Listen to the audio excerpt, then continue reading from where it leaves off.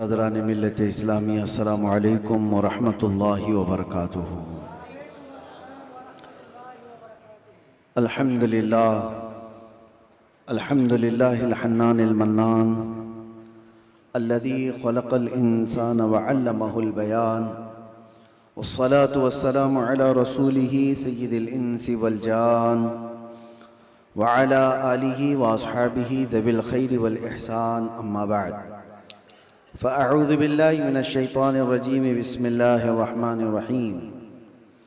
यसअलूनका अनिर रूह क़ुलिर रूह मिन अम्रि रब्बी सदक़ल्लाहु मौलानल अज़ीम। बारगाह रिसालत मुआब सल्लल्लाहु तआला अलैहि वसल्लम में दुरूद पाक का हदिया पेश करें।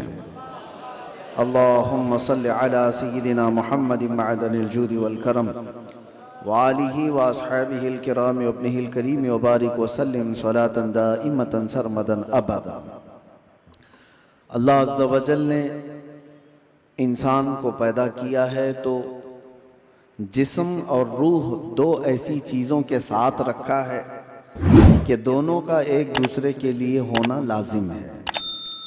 रूह के बग़ैर जिस्म का भी कोई काम नहीं, और रूह है, जिस्म नहीं है तो उस रूह को भी कोई काम नहीं। रूह और जिस्म दोनों लाजिम मलजूम है, और जब तक इन दोनों का रिश्ता है जिंदगी है, और जहां इन दोनों का रिश्ता टूटा तो उसको मुर्दा कहा जाता है।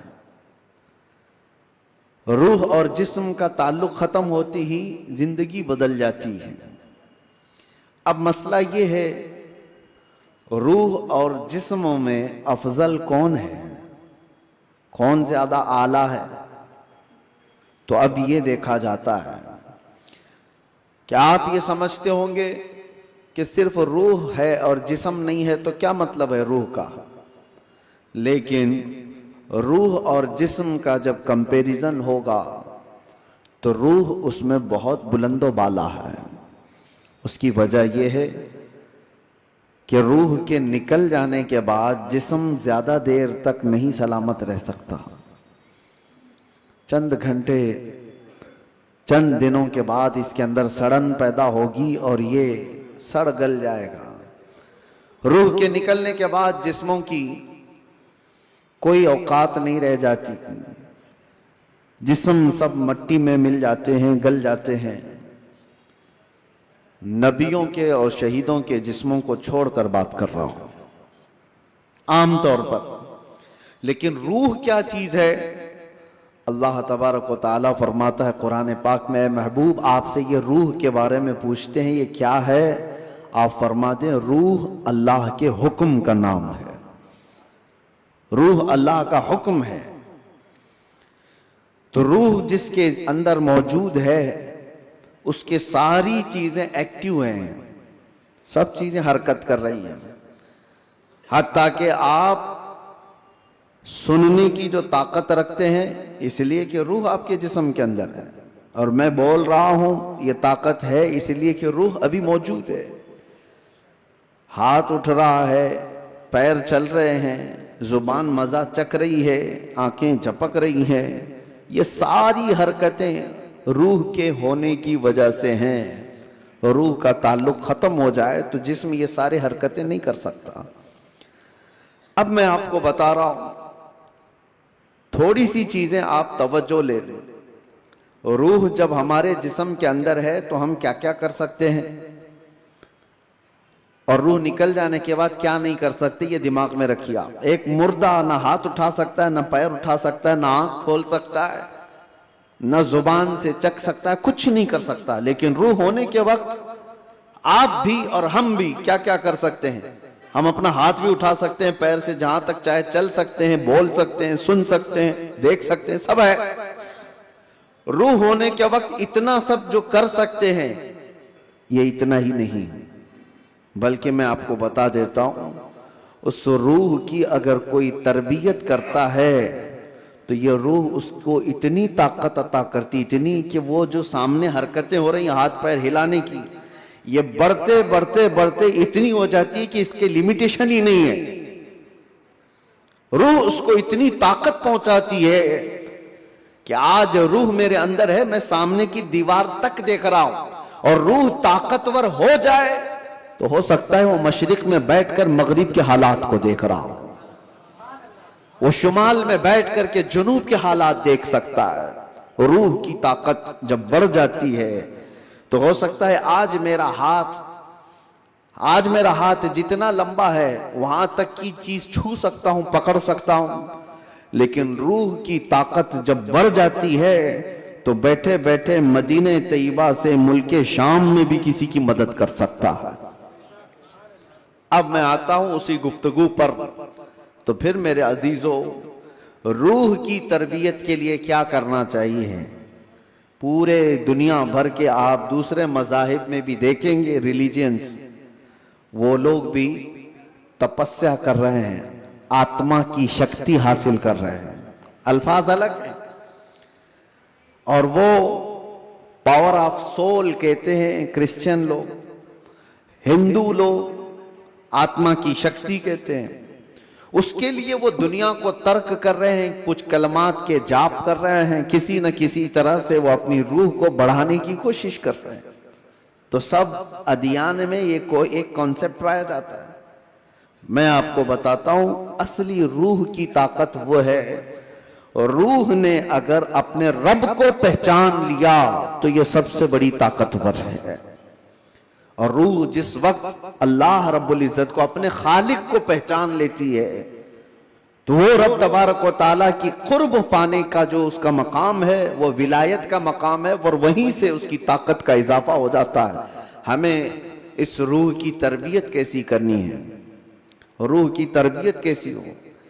देखें, आपको एक सिंपल सी बात बता रहा हूं, जिस्म को सुबह नाश्ता ना करो, दोपहर का खाना ना खाओ तो शाम तक आप हिलने लग जाएंगे।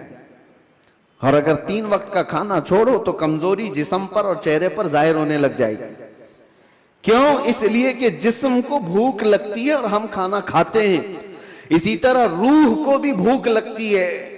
रूह की ग़िज़ा अल्लाह का जिक्र है, जिक्रुल्लाह है। और जब बंदा अल्लाह का जिक्र करता है तो उसकी रूह तरोताजा होती है।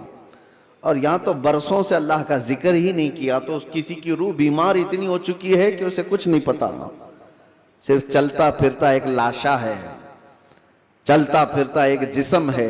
रूह तो है मौजूद लेकिन बड़ी कमजोर और बड़ी गरीब।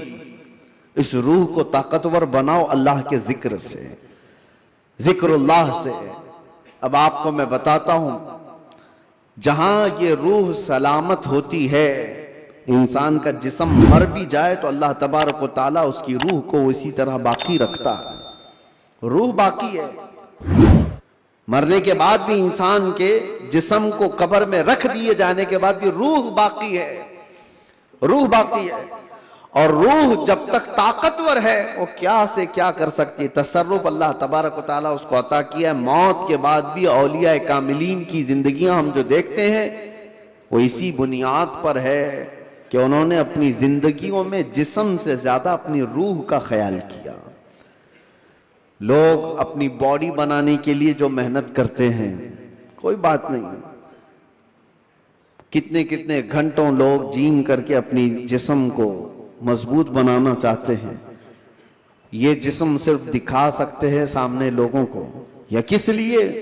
कि फिट रहने के लिए। कुछ लोग किसी को मुक्का मारने के लिए कर रहे हैं, लेकिन उसका 10% भी अगर रूह की तरबियत पर तवज्जो दी जाए तो मेरे अजीजों, ताकत व कुव्वत का यह आलम होगा कि औलिया कामिलीन की सफ में अल्लाह तबारक व तआला आपको वो मकाम अता फरमाए। रूह की ताकत की तरफ तवज्जो। आज पूरी दुनिया इससे दूर भागी हुई है, सारी चीजें, हमारी रूहानियत निकल गई। हम मेटल पर मेहनत कर रहे हैं, हम जिस्मों पर मेहनत कर रहे हैं, हम कपड़ों पर, अपने जाहिर पर मेहनत कर रहे हैं। रूह के लिए जो औलिया कामिलीन के यहाँ तरबियत होती थी वो खाल खाल नजर आ रहे हैं। पहले खानकाहों में, जानते हैं आप, माररा मुतहरा हिंदुस्तान की बहुत बड़ी खानकाह है जहां से आला हजरत भी बैत हुए थे। इमाम अहले सुन्नत मुजद्दिद दीन व मिल्लत जहां से बैत हुए, वो खानकाह सादात की, आले रसूल वहां पर हैं। हजरत शाह हमजा आइनी रदी अल्लाह ताला अन्हु बड़े पाए के बुजुर्ग हैं। उनके पास लोग आते थे तरबियत हासिल करने के लिए, अपने जिंदगियों को संवारने के लिए, यही रूह की तरबियत के लिए। तो उनको क्या क्या कराया जाता था पता है? सबसे पहली चीज उनकी तरबियत ये होती थी कि जो चीज तुम्हारी जिंदगी में हावी होने की कोशिश कर रही है उससे अपने आप को छुटकारा दिलाना। जो तुम्हारे ऊपर हावी हो रही है, चाहे वो नींद हो या भूख हो या किसी चीज की चाहत हो, अगर हावी हो रही है, गालिब हो रही है, तो उससे नजात हासिल कर लो, तब तुम्हारी रूह पावरफुल होगी। वरना तुम गुलाम बन करके रहोगे, अपनी ख्वाहिशों के गुलाम बन करके रहोगे। अभी मन किया बिरयानी खाने का, भाग कर चले गए, तुम ख्वाहिश के गुलाम हो, तुम जाहिरी चीजों के गुलाम हो।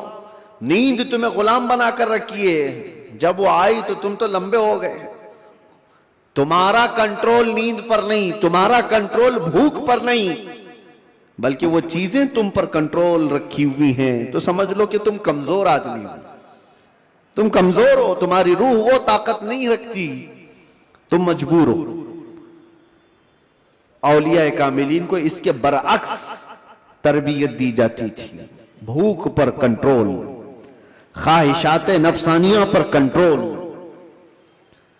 और नींद पर कंट्रोल। हत्ता कि मैं आपको बताऊं, हजरत शाह मीना रहमतुल्लाह ताला अलैह लखनऊ के बहुत बड़े बुजुर्ग हैं। वो जब रात को इबादत के लिए खड़े होते, इंसानी फितरत का तकाजा है कि नींद तो आती है, लेकिन वो ये चाहते थे कि नींद इंसान की जरूरत है, उसको भी मैं अपने ऊपर गालिब होने नहीं दूंगा। मैं जब चाहूं सो जाऊं, लेकिन नींद जब चाहे तब मुझे ना सुलाए। नींद मेरी हाकिम नहीं, मैं उस पर हाकिम हूं। आपने क्या किया जानते? रात को इबादत के लिए रोजाना खड़े हो जाते थे। एक दिन ऐसा हुआ कि झपकी आ गई और गिर गए।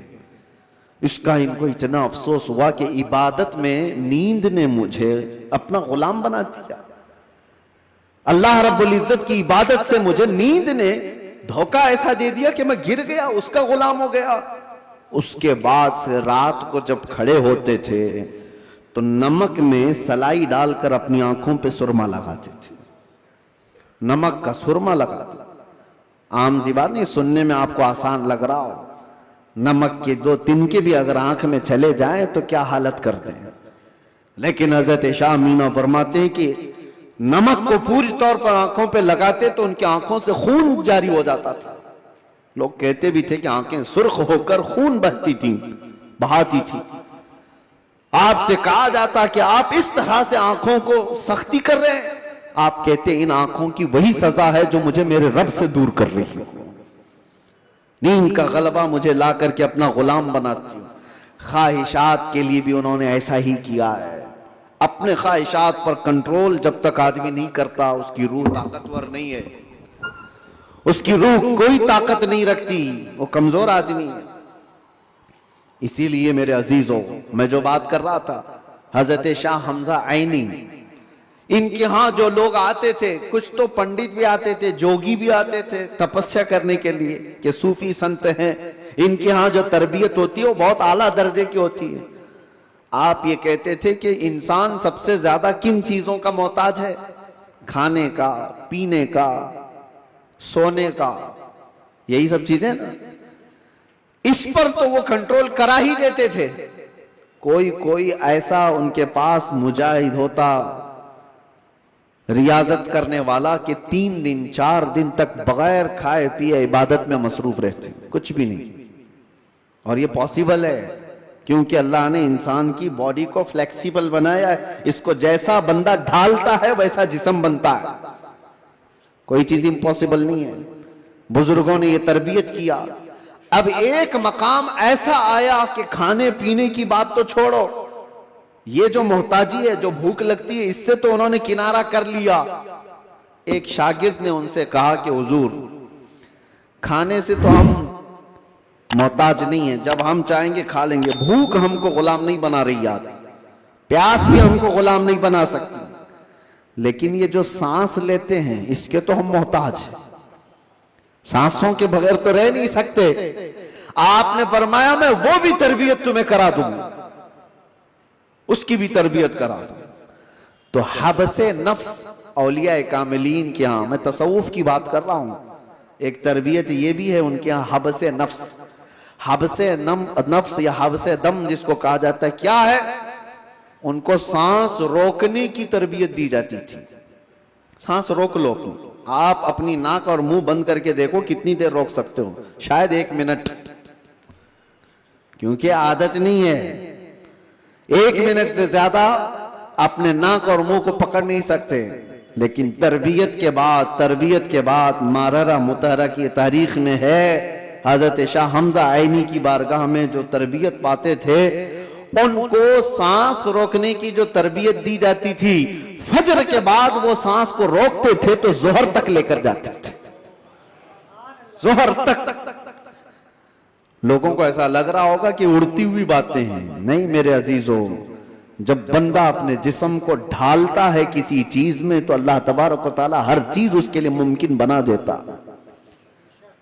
और हमने दुनिया में अपने जिस्मों को आजाद कर रखा है, सारी दुनिया इस जिस्म पर राज करती है, ख्वाहिशात हम पर हुक्म करते हैं, हम इन पर कंट्रोल नहीं पा रहे।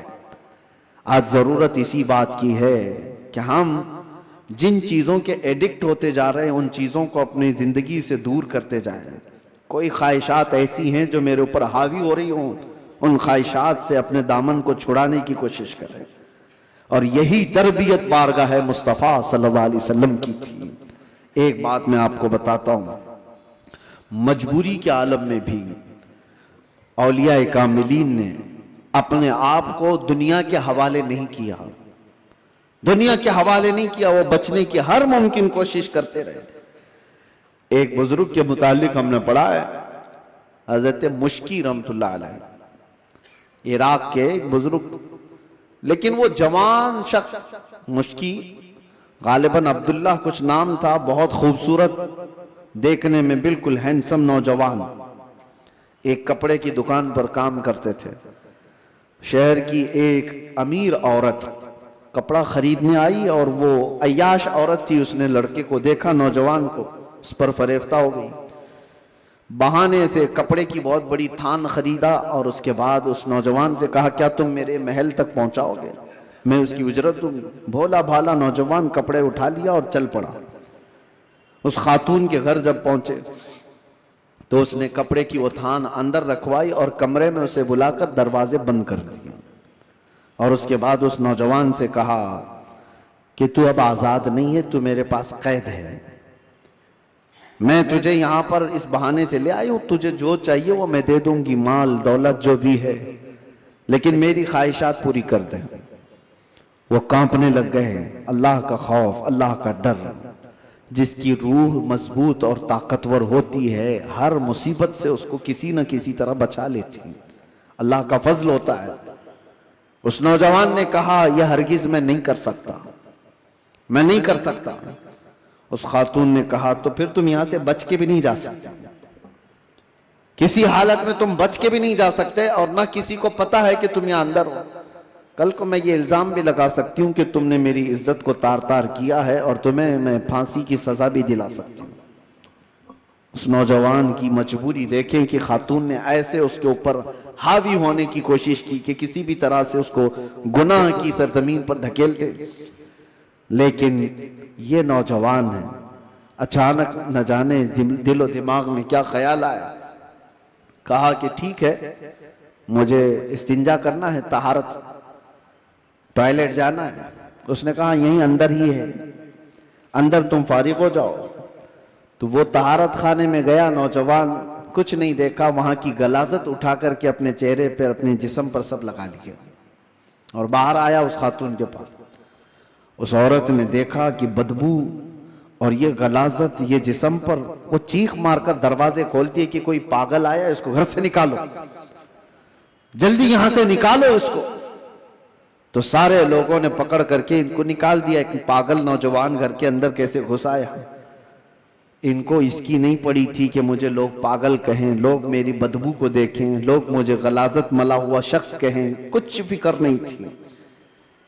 वो नौजवान वहां से निकला और रास्ते में एक कुएं में जाकर उसने गुस्ल किया।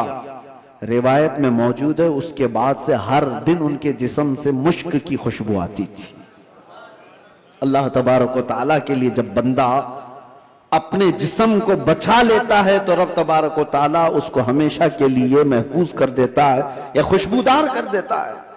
यह बात मैं इसलिए अर्ज कर रहा हूं कि जिन लोगों ने ख्वाहिशात पर कंट्रोल पा लिया वो थोड़ी देर की तकलीफ तो हो सकती है, लेकिन हमेशा के लिए अल्लाह अज़्ज़ व जल ऐसी इज्जत बख्शता है कि आप उसको गुमान भी नहीं कर सकते, गुमान भी नहीं कर सकते। आज हमारे रूहों की तरबियत की जरूरत है, जिस्म से ज्यादा रूह की तरबियत करो।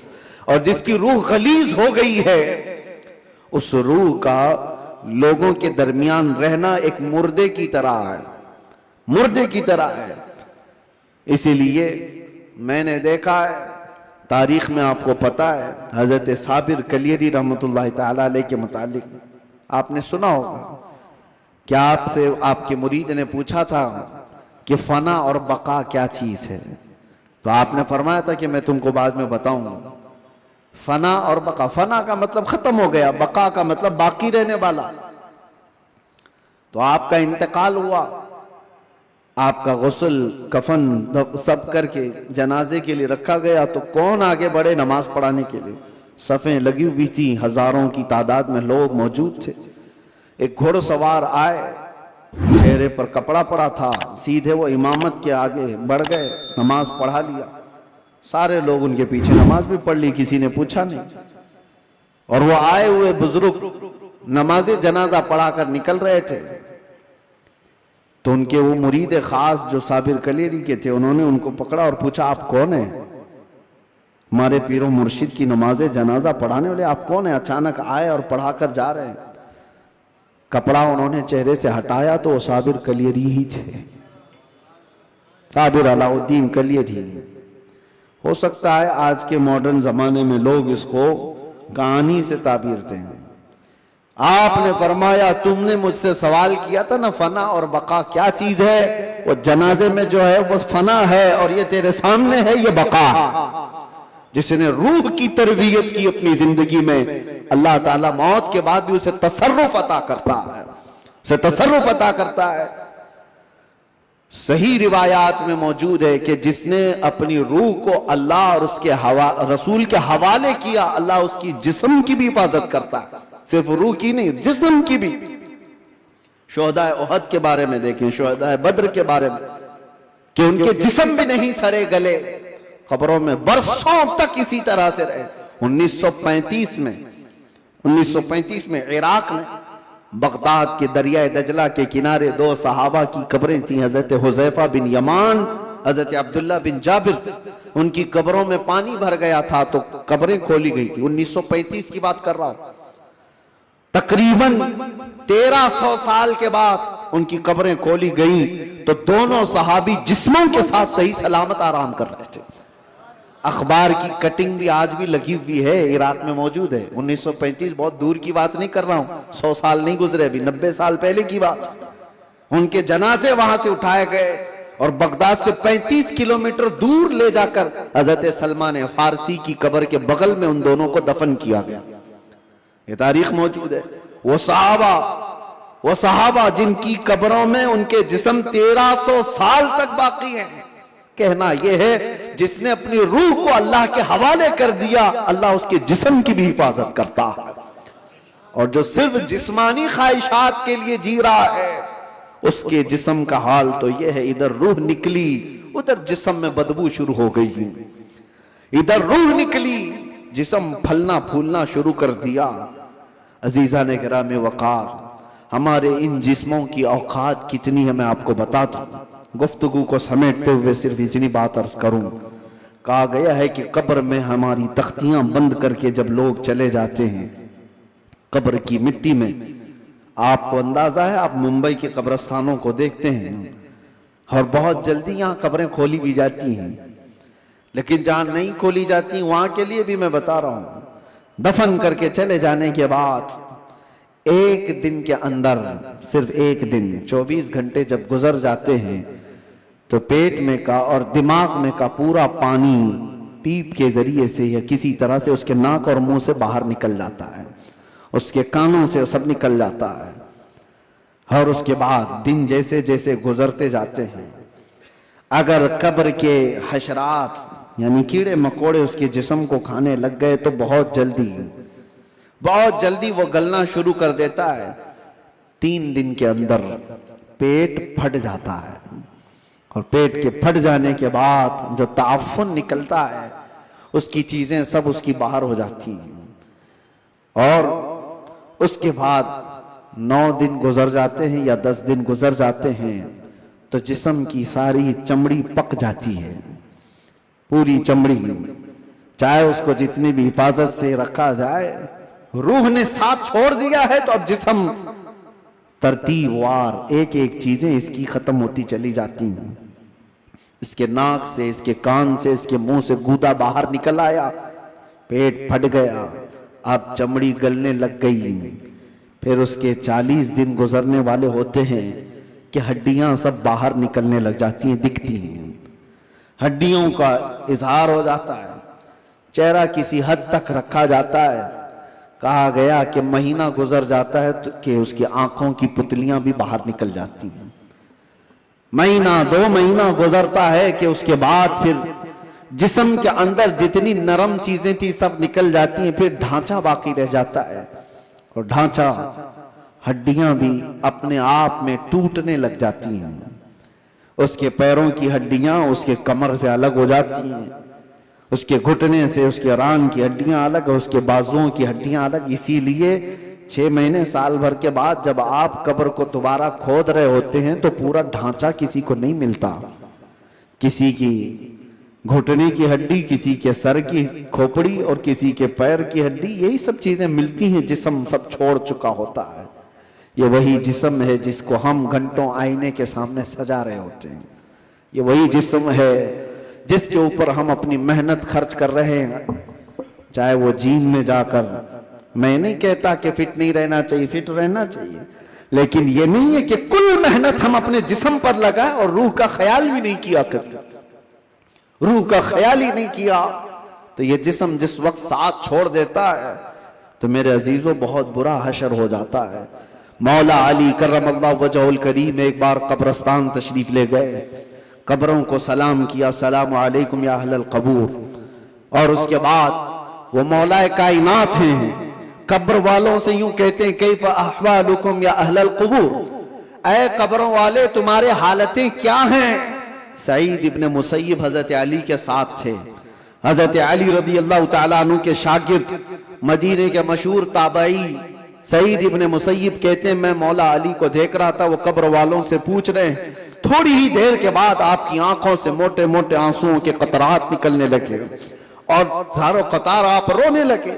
सईद इब्ने मुसय्यब पूछते हैं मौला अली करमल्लाहु वजहुल करीम से कि सरकार आप इनसे बात कर रहे हैं और रो किस बात पर रहे हैं।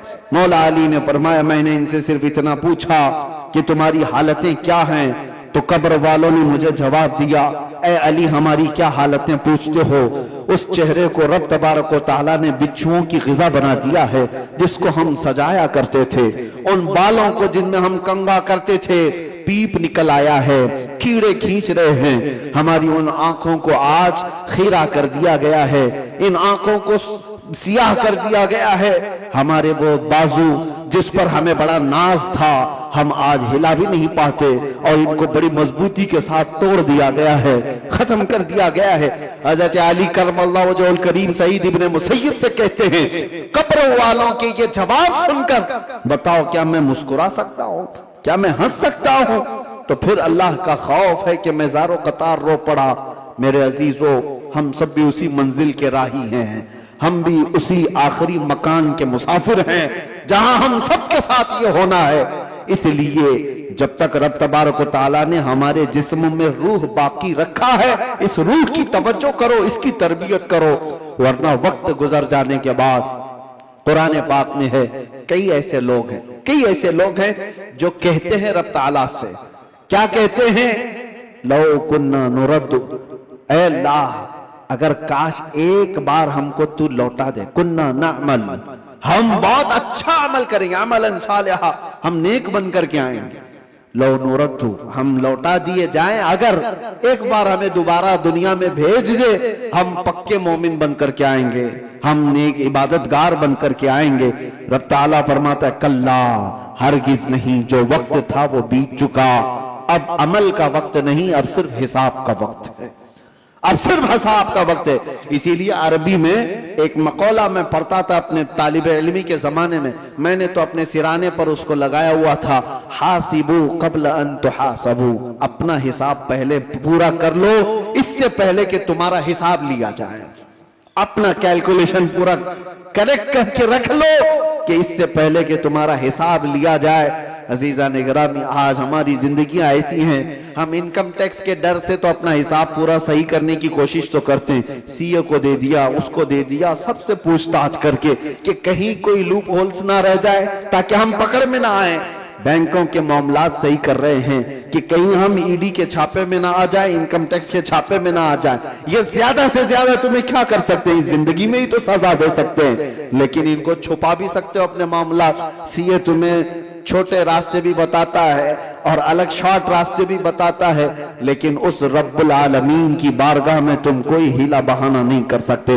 यअलमु खाइनतल अयुनि व मा तुख्फी सुदूर, वो तुम्हारी आंखों की खयानत को भी देख रहा है और दिल में छुपे हुए हालात को भी देख रहा है। उसके दरबार में क्या छुपा सकते हो। और जो फरिश्ते तुम्हें कब्र में पूछने आएंगे वो रिश्वत भी नहीं लेते हैं, वो किसी के बारे में सिफारिश को कबूल भी नहीं करते। उनका हाल तो ये है, जितना रब ने उनको हुक्म दिया वो पूरा करके ही रहते हैं। अगर फरिश्ता रिश्वत लेने वाला होता तो कितने तो मालदार पैसे देकर इजराइल अलैहिस्सलाम से जान तो बचा लेते, अपनी रूह निकाले जाने से बचा तो लेते।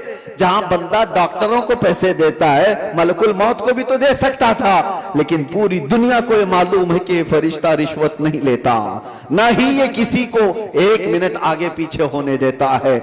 जब ये सारे मामला तय हैं और सबको मालूम है, तो आओ मेरे अजीजों, उस बारगाह मुस्तफा सल्लल्लाहु अलैहि वसल्लम में, जहां मेरे आका सल्लल्लाहु ताला अलैहि वसल्लम ने इंसानों की तरबियत फरमाई, उनकी रूह की तरबियत फरमाई।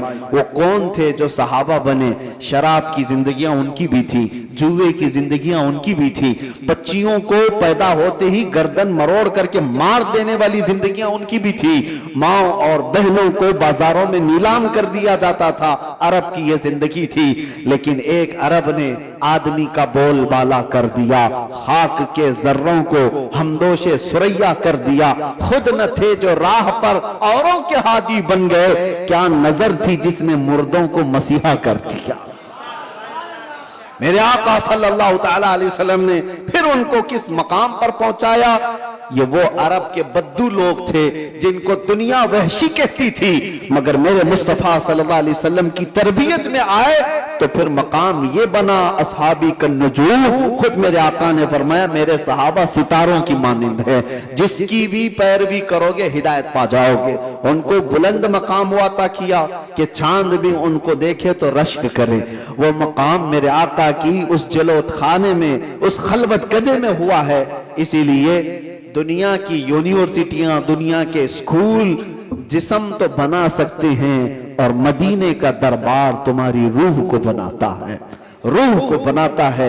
बारगाह मुस्तफा सल्लल्लाहु अलैहि वसल्लम में हम अपने आप को सरेंडर करें। और इसीलिए मेरे आका ने फरमाया, ला युमिनु अहदुकुम हत्ता यकून हवाहु तबअन लिमा जितु बिही। उस वक्त तक तुम में से कोई भी मोमिन नहीं हो सकता जब तक अपनी ख्वाहिशात को मेरी मर्जी के मुताबिक ना बनाते। जब तक आप अपनी ख्वाहिशात को रसूलुल्लाह की मर्जी के मुताबिक नहीं करते, तब तक तो पक्के मोमिन भी नहीं हैं। इसीलिए आज ये अहद करो कि हमारा जीना मरना हुजूर की मर्जी के मुताबिक होगा। हुजूर पाक की मर्जी के मुताबिक हो तो फिर रूह भी ताकतवर होगी। इसीलिए मेरे मुर्शिद ने कहा, जिंदगी ये नहीं किसी की किसी के लिए, जिंदगी है नबी की नबी के लिए। अरे ना समझ मरते हैं जिंदगी के लिए, जीना मरना है सब कुछ नबी के लिए। या रसूल अल्लाह, दहन में जुबान तुम्हारे लिए, बदन में है जान तुम्हारे लिए। हम आए यहाँ तुम्हारे लिए और उठे भी वहां तुम्हारे लिए। जब बंदे का ये अकीदा बन जाए तो फिर देखो उसकी जिंदगी में इनकलाब कैसे आता है। रब तबारक व तआला हम सबको हमारे कमजोर जिस्मों से नजात अता कर मजबूत रूहानी ताकत अता फरमाए। मौला करीम हमारी आंखों में नूर मुस्तफा अता फरमाए, हमारे दिल को वसवसों से महफूज फरमाए, हमारे बाजुओं में कुव्वत हैदरी अता फरमाए। मौला करीम इस पूरी उम्मत को इस्लाह की तौफीक अता फरमाए। रब्बल आलमीन हमारे दरमियान सलाहुद्दीन पैदा फरमा, हमारे दरमियान खालिद इब्ने वलीद के नक्शे कदम पर चलने वाला जवान अता फरमा, सहाबा का सच्चा शहदाई अता फरमा, गौसो ख्वाजा का गुलाम हमारे खानदानों में अता फरमा।